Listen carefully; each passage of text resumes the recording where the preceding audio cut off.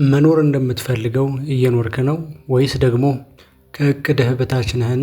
አልያም ደግሞ በውስጥህ አንዳች ኃይል እንዳለ ይገባሃል። የሆነ ነገር መለወጥ እንደምትችል ታውቃለህ። በእያንዳንዱ ስምሪትህ ላይ መለወጥ የምትችላቸውና መቀየር የምትችላቸው ነገር እንዳለ በውስጥህ አቅም አለ። ነገር ግን ማድረግ ያቅትሃል። ብዙ ነገሮች ጀምረህ አትጨርስም። አልያም ደግሞ ለጓደኞችህ አንዳንድ ነገር ወይ ደግሞ ለወዳጆችህ አንዳንድ ነገር ቀላል ሆኖ ሳለ አንተ ላይ ሲደርሱ ግን እጅግ ከባድና ነገሩ የተወሳሰበ ይሆንብሃል። እንግዲያውስ ልታውቀው የሚገባ ያልገባህ ቸል ያልከው ነገር አንዳች ነገር እንዳለ ጠቆም ላረግህ መጥቻለሁ። ሰላም ውድ የዳዊት ቤት ተከታታዮች፣ ዛሬም እንደተለመደው ለመንፈሳዊ ሕይወታችሁ እድገት ይጠቅማል ብለን ያሰብነውን ሀሳብ ይዘንላችሁ መጥተናል። ይህንን ቪዲዮ እስከ መጨረሻ በመከታተል ከዚህ ቪዲዮ እንድትጠቀሙ ግብዣችን ነው። ለዚህ ቻናል አዲስ ከሆናችሁ ግን ይህንን ቻናል ሰብስክራይብ እንድታደርጉና ቤተሰብ እንድትሆኑ በፍቅር እንጋብዛችኋለን። ዛሬ ይዤልህ የመጣሁት ሀሳብ ከጠንቋዮችና ከአስማተኞች ወይ ደግሞ ከአጋንንታዊ ከጨለማው ኃይል የሚወረወርብህን ፍላጻ ወይ ደግሞ የሚሰራብህን ሴራ እንዴት መከላከል እንዳለብህ የሚጠቁሙ 5 ነገሮች እነግርሃለሁ። እነዚህ ነገሮች ሰምተህ ወደ ህይወትህ በተግባራዊ ህይወት ከተለማመድካቸው እመነኝ ለጠላት ወይ ደግሞ ለጨለማው አሰራር ክፍተት እንዳይኖር ህይወትህን በመድፈንና ህይወትህ ወደ እድገትና ወደ ብልጽግና እግዚአብሔር ወዳሰበልህና እግዚአብሔር ወዳቀደልህ ከፍታ እንድትደርስ ማንም አያግድህም። በዚች ምድር ስትኖር እዚች ምድር ላይ ህጋዊ ፍጥረት ቢኖር የሰው ልጅ ነው። ለዛ ነው አጋንንት ወይ ደግሞ የጨለማ ኃይላት ሰውን ተጠቅመው ሰውን ማጥቃት የሚፈልጉት።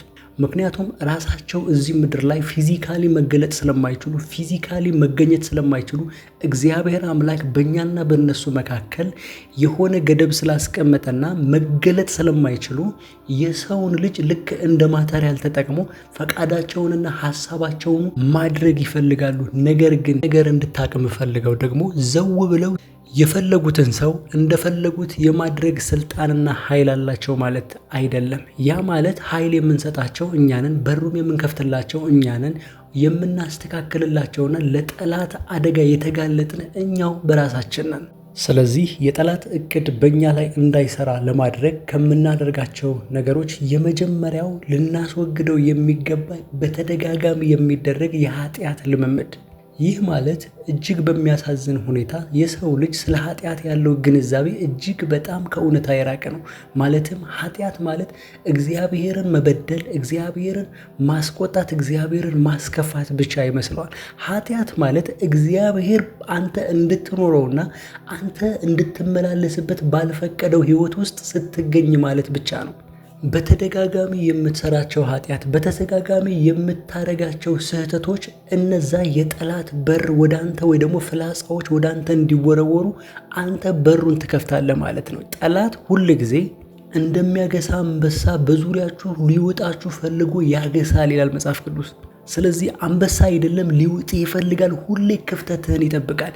ይህ ማለት በዮሐንስ ወንጌል ምዕራፍ 8 ከቁጥር 11 ላይ ያለው አንዲት ሴት እናገኛለን። ስለ ኃጢአቷ ምክንያት በዝሙት አገኘናት በሚል ምክንያት በኢየሱስ ፊት አቆመው ሊወግሯት ወይ ደግሞ በድንጋይ ሊቀጠቅጧት ፈልገው ስላመጧት ሴት ኢየሱስ ክርስቶስ አንድ ነገር ነገራት። ሴት እነዚያ ከሳሾችሽ ወዴት አሉ? ይፈረድብሽ የለምን አላት። እርሷም ጌታ ሆይ አንድስ እንኳ አለች። ኢየሱስም እኔም አልፈርድብሽም፣ ሂጂ፣ ካሁን ጀምሮ ደግመሽ ኃጢአትን አትስሪ። አያችሁ፣ ፖይንቱ እዚህ ላይ ነው፣ ነጥቡ እዚህ ላይ ነው። ደግመሽ ኃጢአትን አትስሪ። ይህ ማለት ድጋሚ ከሳሾችሽ አንቺን ሊገድሉ ይመጣሉ፣ ወይ ደግሞ ባንቺ ውስጥ ያለው የተደጋገመ ስህተት ያን ስህተት ባለቤት አለው። አሁን ለምሳሌ ዝሙት የሚፈጽም ሰው ካለ ዝሙት የሰይጣን መግቢያ በር ስለሆነ በዚያ በር መጥቶ እንዲከሳችሁ፣ እንዲያጠቃችሁ፣ ፋይናንሻችሁና ህይወታችሁ፣ ትዳራችሁ ሊያበላሽ ስለሚፈልግ ሁል ጊዜ ያንን ነገር ካልተዋችሁ በቀር ለጠላት አሰራር የተመቻችሁ ትሆናላችሁ። የምታስታውሱ ከሆነ እስራኤላውያን ከግብፅ ወደ እስራኤል በሚመለሱበት ጊዜ ባላቅ የተባለ ንጉሥ ለበለዓም ርገምልኝ፣ እነዚህ ትውልዶች እንዳሸንፋቸው እላያቸው ላይ መርገም አድርግ ወይ ደግሞ እንዲሸነፉ ጠንቁልልኝ ባለው ጊዜ ጀነሬሽን ወይ ደግሞ ያ እስራኤላዊ የሆነ ህዝብ በበለዓም እርግማን እንደማይሸነፍ የገባው በለዓም አንድ ነገር አደረገ። ከአገሮች ወይ ደግሞ በአንተ ውስጥ ካሉት ቆነጃጅት ወደ እነዛ ህዝብ ላክና እነዛ ህዝብ በሴቶቹ ማልለው ከሴቶቹ ጋር ዝሙት በፈጸሙ ጊዜ አንተ ልታሸንፋቸው ትችላለህ። አያችሁ፣ ሁል ጊዜ የምትሸነፉት የሆነ ስህተት የሰራችሁ ቀን ነው። የሆነ በደል የፈጸማችሁ ቀን ነው። የጠላት የሆነውን ነገር እናንተ ውስጥ የገባ ጊዜ ነው። ስለዚህ ማስወገድ ያለባችሁ የመጀመሪያው ነገር በተደጋጋሚ የሚደረግ የኃጢአት ልምምድ። ይህን የምታደርጉ ከሆነ ጠላትም፣ ደጋሚም፣ ረጋሚም፣ አስማተኛ፣ ሟርተኛ፣ ጠንቋይ፣ ክፉ መንፈስም በእናንተ ላይ ስልጣን እንዲኖረው የአጋንንት የሆነውን ነገር በእናንተ ውስጥ እንዳለ ካሳወቃችሁ የዛኔ ነው ጠላት በዛች ስፍራ ቦታ መጥቶ የእናንተን ህይወት ድብልቅልቁን የሚያወጣው። ሁለተኛው እንደገና ሊገባችሁና ልታስተውሉት የሚገባ ስለ የኢየሱስ ክርስቶስ ደም የዚህ የደሙ ምስጢር እስካላወቃችሁበት ድረስ በዚች ምድር ላይ በነፃነት ለመኖር ይከብዳችኋል። መጽሐፍ ቅዱስ ሲናገር እንደዚህ ይላል፣ በነፃነት እንድንኖር ክርስቶስ ኢየሱስ ነፃ ወጣን ይላል። አያችሁ፣ እያንዳንዱ ፍጥረት በእስራት ነበረ። እያንዳንዱ ፍጥረት ራሱ ከታሰረበት ወይ ደግሞ ከገባበት ወጥመድ ወደማይወጣበት ዓለም ገብቶ አንድ ነገር ይናፍቅ ነበረ። ያም ደግሞ ነፃነት። የፈለገውን ማድረግ፣ የፈለገው ደረጃ ላይ መድረስ፣ እንደፈለገው መሆን አይችልም ነበረ። ስለዚህ እግዚአብሔር አምላክ እንደገና እንደ መፍትሄ አንድ ነገር ሰጠን፣ እርሱም ልጁ የሆነ ክርስቶስ ኢየሱስ። የዚህን ስም የምንም ነገር ሶሉሽን ወይ ደግሞ የምንም ነገር መፍትሄ እንደሆነ መጽሐፍ ቅዱስ ይነግረናል። መጽሐፍ ቅዱስ በሐዋርያት ሥራ ምዕራፍ 4 ከቁጥር 12 እንደዚህ ይላል፣ እንድንበት ዘንድ ከሰማይ በታች የተሰጠን ስም ሌላ ስም የለም። አያችሁ፣ በዚህ ስም መዳን አለ። በዚህ ስም ከብዙ እስራት መፈታት አለ። ስለዚህ ማንም ከእስራቱ ሊፈታ የሚፈልግ ሰው ካለ የኢየሱስን ስም በትክክል ማወቅና በትክክል መረዳት ይኖርበታል። ምክንያቱም ጠላቶች የሆነ ነገር ከማድረጋቸው ወይ ከመድገማቸው በፊት የሆነ እርግማን በስማችሁ በኩል ይልካሉ። አያችሁ፣ የሆነ እርግማን እከሌ እንደዚሁን እከሌ እንደዚሁን እያሉ ክፉ መንፈስ በስማችሁ ላይ ደጋግመው ይናገራሉ። አያችሁ፣ የስም ኃይል። ለዛ ነው እንድንበት ከሰማይ በታች የተሰጠን ሌላ ስም የለም ማለት። ይህ ማለት የምንድነው በስም ነው ማለት ነው። ሶስተኛ እንደገና ልታስተውሉት የሚገባና ሰው ያልገባው አንድ ነገር አለ። የኢየሱስ ክርስቶስ ደም መጽሐፍ ቅዱስ ሲናገር ደም ካልፈሰሰ ስርየት የለም ይላል። ዕብራውያን 9:12 ላይ ጌታችን ኢየሱስ ክርስቶስ ሲናገር ይህ ስለ ዓለም ኃጢአት የሚቆረሰው ሥጋዬ ነው፣ ይህ ስለ ዓለም ኃጢአት የሚፈሰው ደሜ ነው አላቸው ለሐዋርያት። አያችሁ፣ የሰው ልጅ የሚታሰረው መጀመሪያ በአጋንንት በድግምት በምናምን አይደለም፣ በኃጢአት ይታሰራል። ከኃጢአት ካልተፈታን ወይ ደግሞ በጌታችን በመድኃኒታችን በኢየሱስ ክርስቶስ ደምና ሥጋ ነፃ ካልወጣን በምንም ነገር ነፃ ልንወጣ አንችልም። ስለዚህ ለኢየሱስ ክርስቶስ ደም ያለን መረዳት ጥልቅ ሊሆን ይገባል።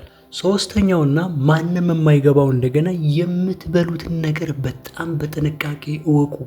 ብዙ ሰው መንገድ ላይ ሰውን ያጎርሳል። ብዙ ሰው ጋብዞ የሆነ ነገር ያደርጋል። እምትበላው ዘሴም ከሰው ጋር እኩል ነው።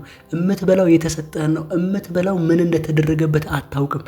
ነገር ግን መጽሐፍ ቅዱስ እንደዚህ ይላል በአንደኛ ቆሮንቶስ የጌታን ጽዋና የአጋንንትን ጽዋ ልትጠጡ አትችሉም፣ ከጌታ ማዕድና ከአጋንንት ማዕድ ልትካፈሉ አትችሉም። ማንም ግን ይህ ለጣዖት የተሰዋ ነው ቢላችሁ ከዚያ ካስታወቃችሁና ከሕሊና የተነሳ አትብሉ ይላል። አያችሁ፣ ብዙ ጊዜ ወደ ሆድ የሚገባ ነገር ከምግብ ከዘለለ ሌላ ምንም ነገር መረዳት የለንም። አያችሁ፣ የምትበሉት ነገር ማን ያቀነባበረው? ምንድነው ሴራው? እዛ ውስጥ ምን አለ? ምን አይነት ድግም ተደግሞበታል? ከማን ጋር ማዕድ እየበላችሁ? ይህን ማስተዋል አለባችሁ። መጽሐፍ ቅዱስ ለዛ ነው የምታደርጉትን ነገር ሁሉ በጌታችንና በመድኃኒታችን በኢየሱስ ክርስቶስ ስም አድርጉት።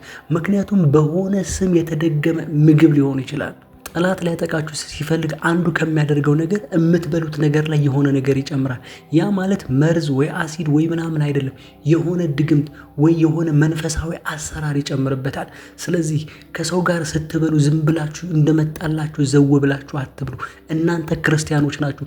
ዝም ብሎ የሚበላ እንስሳ ብቻ ነው ምክንያቱም እንስሳ ለህሊናው አምላክ የለውም፣ ላስተሳሰቡ አምላክ የለውም፣ በፍጥረቱ እንጂ በአእምሮ አምላክ እንዳለው አያውቅም። አያችሁ። እናንተ ግን ስትበሉ እግዚአብሔር እንደዚህ ብሉ ወይ ደግሞ የምታደርጉትን ነገር በሙሉ በልጁ በክርስቶስ ኢየሱስ ስም አድርጉት ማለት በአብ በወልድ በመንፈስ ቅዱስ ስም ብላችሁ መባረክ ትችላላችሁ። አሊያም ደግሞ በጌታችን በመድኃኒታችን በኢየሱስ ክርስቶስ ስም የተባረከ ይሁን ብላችሁ መብላት ትችላላችሁ። ከዛ የመጨረሻው እንደገና አንደበታችሁን ጠብቁ። አያችሁ። ብዙ ሰው ለምን ተስፋ እንደሚቆርጥ፣ ለምን እንደሚያዘን፣ ለምን እንደሚከስር አያውቅም። ነገር ግን እያንዳንዱ ህይወታችሁ ላይ የሚመጣውን ችግር፣ ህይወታችሁ ላይ የሚመጣውን መከራ እንድትናገሩት የሚፈለገው ነገር አለ። አያችሁ። መከራ ሲደርስባችሁ እኔ እኮ አልረባም እንድትሉ ይፈለጋል። እኔ እኮ ደካማ ነኝ፣ እኔ እኮ አልጠቅምም፣ እኔ እኮ በዚች ምድር ስኖር ምንም አስተዋጽኦ የለኝም፣ እያንዳንዱ ህይወቴ የተበከለ ነው፣ እያንዳንዱ ህይወቴ የማይረባ ነው፣ እንደዚህ እንድትሉ ሲፈልግ ጠላት ወይ ደግሞ ዲያብሎስ ህይወታችሁን ጫና ያበዛባችኋል፣ ህይወታችሁን ያስከፋባችኋል። እግዚአብሔር አያየኝም፣ እግዚአብሔር አይሰማኝም እንድትሉ ይፈልጋል ጠላት። ምክንያቱም የፈለገውን ነገር እናንተ ላይ ማሳካት ስለሚፈልግ መጽሐፍ ቅዱስ ሲናገር እንደዚህ ይላል፣ ሰው በልቡ እንዳሰበው እንዲሁ ነው ይላል መጽሐፍ ቅዱስ። አያችሁ። በልባችሁ የምታስቡት ወይም ደግሞ ኢየሱስ ክርስቶስ ሲናገር እንደዚህ አለ፣ ሰው ከልቡ መልካም መዝገብ መልካም ነገርን ያወጣል፣ ወይም ደግሞ ሰው ከልቡ ክፉ መዝገብ ክፉን ነገር ያወጣል ወይ ደግሞ ይናገራል ይላል። ስለዚህ ወዳጆቼ የምትናገሩትን ነገር አስተውሉ። መጽሐፍ ቅዱስ ሲናገር እንደዚህ ይላል፣ ሞትና ሕይወት በምላስ እጅ ነው፣ የሚወዳትም ፍሬዋን ይበላል ይላል በምሳሌ 18:21 ላይ። ስለዚህ ምን እየተናገራችሁ ነው? አንደበታችሁ የሞላው ምንድን ነው? ምሬት ነው ወይስ ምስጋና? የምታስታውሱ ከሆነ እስራኤላውያን ከግብፅ ምድር ወደ ከነዓን በሚሄዱበት ጊዜ በአፋቸው ውስጥ ማጉረምረም መጣ፣ በአፋቸው ውስጥ መሬት መጣ። የዛኔም እግዚአብሔር ወደ ምድረ ርስት እንዳይገቡ ከለከላቸው። እያንዳንዱ ሰው ሙቶ ሕፃናቶቹ ብቻ እስኪያድጉ ጠበቁ። ሕፃናቶቹ ወደ ምድረ ርስት እንዲገቡ አደረጋቸው። አያችሁ። ይህ ማለት ወደ ህይወታችሁ ጥፋት እንዲመጣ ሲፈለግ ጠላት የሚያቀነባብረው አንድ ነገር ብቻ ነው፣ ማማረርን እንድትችሉ፣ ማጉረምረምን እንድትችሉ፣ ውስብስብ የሆነን ነገር እንድትናገሩ፣ በነፍሳችሁ በህይወታችሁ በመንፈሳችሁ ላይ እግዚአብሔር የማይፈቅደውንና እናንተም የማትፈቅዱት ነገር በፊውቸራችሁ በሚመጣው ህይወታችሁ ላይ እንድትናገሩ ይፈልጋል። አያችሁ። ስለዚህ በህይወታችሁ ላይ ከሚሆነው ነገር በአፋችሁ ለመናገር አትሞክሩ። ሁል ጊዜ ደስተኛ እንደሆናችሁ ኮንፌስ አድርጉ።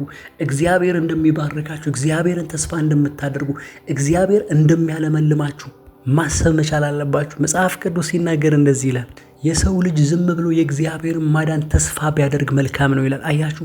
እግዚአብሔርን ተስፋ ማድረግ ምንኛ መልካም ነው። እግዚአብሔርን መጠበቅ ምንኛ መልካም ነው። መጽሐፍ ቅዱስ ጳውሎስ በእስር ቤት ላይ ሆኖ እንደዚህ አለ፣ ሁል ጊዜ በጌታ ደስ ይበላችሁ፣ ደግሜ እላለሁ ደስ ይበላችሁ። አያችሁ። ይህ እየተናገረው ያለ በዛ በእስር ቤት ላይ ሆኖ መከራና ችግር ባለበት ሁኔታ በጌታ ደስ ይበላችሁ፣ ደግሜ እላችኋለሁ በጌታ ደስ ይበላችሁ። ይህ ንግግር ለጠላት ክፍተት እንዳያመጣ የሚያደርግ አንዳች መልእክት እንዳለው ያስታውቃል። ስለዚህ በሕይወታችሁ ላይ አንደበታችሁን ጠብቁ። የምትበሉትን ከምን ወገን እንደሆነ ጠብቁ። የኢየሱስ ደም በትክክል እንዲገባችሁ አድርጉ። የኢየሱስ ክርስቶስ ስም አስተውሉት። የኢየሱስ ክርስቶስ ስም ከሁሉም ነገር ነፃ ያወጣልና።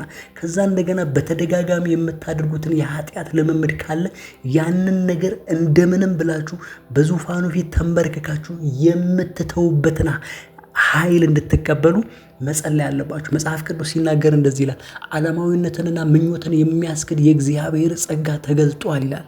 አያችሁ። እግዚአብሔር አምላክ እናንተ ሊባረካችሁና እግዚአብሔር አምላክ እናንተ ከማትፈልጉት ሕይወት ሊያወጣችሁ ከእናንተ በላይ እጅግ ይፈልጋል። የዛሬው ሐሳብ ይህ ነበረ። እስከ መጨረሻው ከኔ ጋር ስለነበራችሁ አመሰግናለሁ። ለዚህ ቻናል አዲስ ከሆናችሁ ቻናሉን ሰብስክራይብ እያደረጋችሁ ቤተሰብ እንድትሆኑ ግብዣዬ ነው። በሚቀጥለው ቪዲዮ እስክንገናኝ ድረስ የእግዚአብሔር ሰላም ከእናንተ ጋር ይሁን። ሰላም።